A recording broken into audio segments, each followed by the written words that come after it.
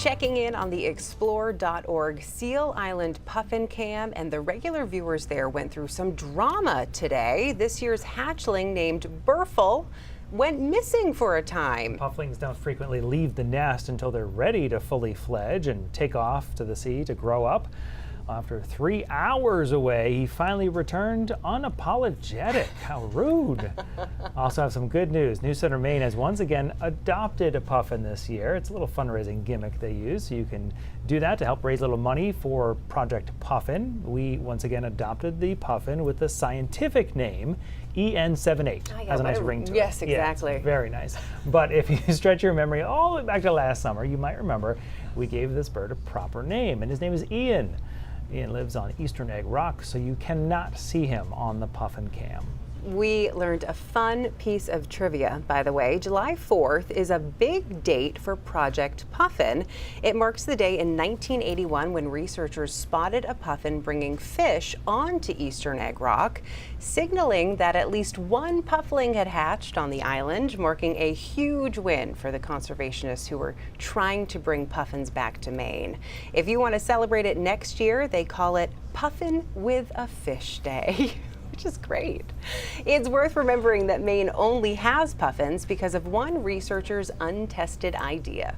Dr. Stephen Kress's plan was to take newly hatched puffins from Newfoundland and bring them back to Eastern Egg Rock, where they had once lived, but over the years have been killed off by predators and humans. It was a wild idea at the time, but Dr. Stephen Kress thought maybe if they grew up on the island, they'd come back to it as adults and then keep breeding. Amanda Hill spoke with Kress last year about Project Puffin and the years he probably could have given up, but didn't. After about the first 4 years, when none of the puffins came back, I was starting to, wonder for sure. Every summer for those first 4 years, Stephen Kress and a team of researchers planted themselves on Eastern Egg Rock, along with a new batch of pufflings taken from Canada's population, kept them safe, and watched them fledge, never knowing if they'd return to the island. Because normally puffins are colonial birds, it would take a very brave puffin to land on an island all by itself. So my think around that was to try to put some decoys on the island to give them the impression there were other puffins there.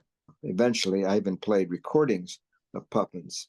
And eventually, I also put mirrors up to give the puffins something to look at that would move. They did land almost immediately. We had our first sighting within days of putting up the decoys. What was that feeling like when you first saw one coming back to the island? Well, it was like super exciting because there had been so many critics and naysayers that said this was never going to work. It was a total miracle in my mind, because what this meant was that the chicks had learned that Egg Rock was their home, and they had, at least a few of them, had remembered that. There's thousands of islands in Maine alone. So the puffins had to remember exactly how to get back to Egg Rock. And so a few of them did, and that meant that maybe more would do, and that was the first signs of hope. As one of the most successful rebuilds of a bird colony, Project Puffin hasn't just rekindled a population in Maine. Kress says it's also become an important training ground. There's about almost 1,000 young biologists that have been trained now at Eastern Egg Rock over the last 50 years, and many of them are starting their own projects.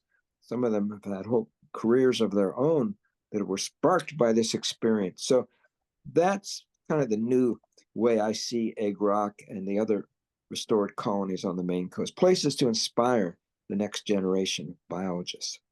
So 51 years into this project, it sounds like you still believe this is just the beginning. This is a new way of thinking. It's a new way of thinking about the stewardship of the planet and how people have a responsibility to take care of life on Earth. We can't assume that nature will take care of all these things because we have such a profound effect on the nature of this planet. Despite incredible growth in the colony, without the teams of researchers who come back each summer, Kress says Maine's puffin population would easily be wiped out again by predators like gulls and eagles. So the project presses on. Kress is no longer involved, but he remains hopeful for its future. This hands-on active approach. That was the big surprise. And it works so wonderful that many other people are using these methods around the world.